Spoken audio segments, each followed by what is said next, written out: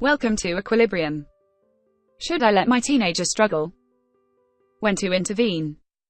This morning I was up at 4 a.m. My young baby was downstairs crying in his crib. I was fighting every urge to go downstairs and help him get back to sleep. It is emotionally painful to let our kids suffer through things, even when we know it's for their benefit. In the case of my son, I want him to learn how to self-soothe. This is a skill he will need for the rest of his life. Had I gone in there to comfort him, I would have denied him the opportunity to learn this skill. Even still, it was heartbreaking. He fell asleep within minutes, of course, but I sat there realizing this is the same feeling I will have as a mom when he is older. I'm guessing if you're reading this, your child is older and you are facing some situation where you have to decide how to best help. Is this a time where you let your teenager cope with their sadness, anger, stress, frustration? Is this a situation where you step in because it is simply too much for a teenager to handle on their own?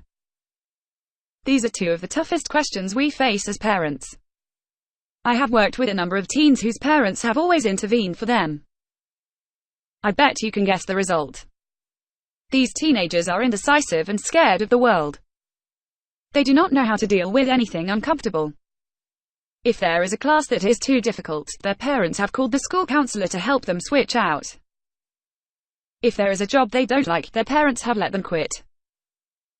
Unfortunately, these teenagers have been taught they are completely unable to cope with discomfort. Until they learn otherwise, they will have a very challenging adulthood. On the other hand, there are parents that force their kids to stick through absolutely everything. There is a time when it is appropriate to quit. This refers to unhealthy dating relationships, unhealthy friendships, making a wrong choice and stopping the course, etc. It's not that parents ask their kids to continue these particular activities, but their kids have internalized the idea that it is never okay to quit anything. These kids have to learn when to just let something go, which is often a challenge for them. So, as a mom or dad, how do you deal with this dilemma? As carefully as you can, you try and guide your children. It's important to always keep the big picture in mind. What do I want my teenager to learn from this situation? The big goal is to raise healthy, functional adults. As a parent, what do I do in this scenario that helps my teen reach the big goal? This is more important than them feeling good about something right now.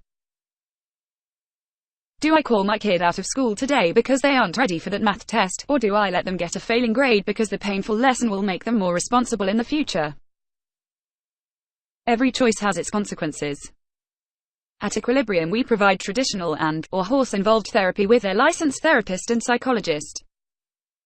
If you are considering therapy to find the support you need through this unique and challenging period of life, or if you have additional questions about teen counseling, please do not hesitate to schedule time with me. I look forward to connecting with you and learn more about how I may be of help.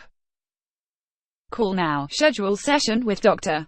Giselle Faubel. She works with teens at her farm in Southwest Ranches, Florida.